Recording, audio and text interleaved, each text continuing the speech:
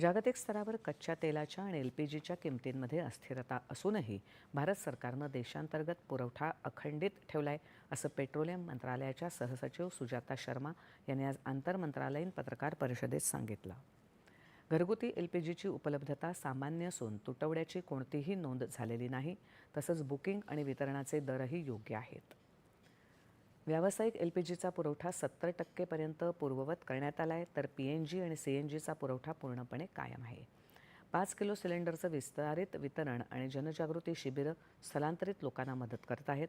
एकूणच किरकोळ विक्रीसह सर्व क्षेत्रांमधील इंधन आणि गॅसचा पुरवठा स्थिर आहे.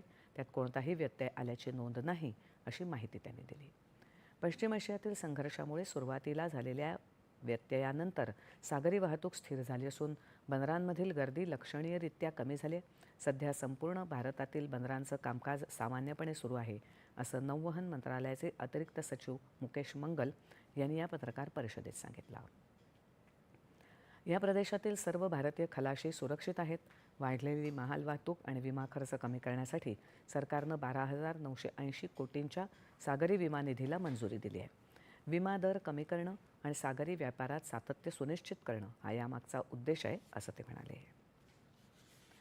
जम्मू काश्मीरमधील पहलगाम येथे झालेल्या दहशतवादी हल्ल्याला आज 1 वर्ष पूर्ण झालं.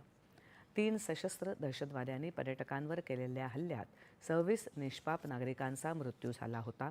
त्यानंतर भारतानं याविरोधात कठोर भूमिका घेत ऑपरेशन सिंदूर राबवलं आणि पाकिस्तानातील दहशतवाद्यांचे तळ मोठ्या प्रमाणात उद्ध्वस्त केले. पहलगाम हल्ल्याच्या वर्षपूर्तीनिमित्त भारतीय लष्करानं ऑपरेशन सिंदूरची आठवण करून देत न्याय झाला आहे, असं म्हटलंय.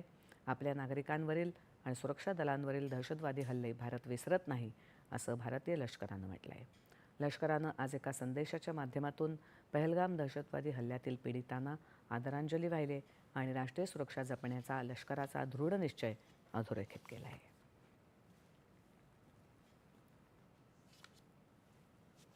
पश्चिम बंगालमधलं पहिल्या टप्प्यातलं आणि तामिळनाडूमधलं एकाच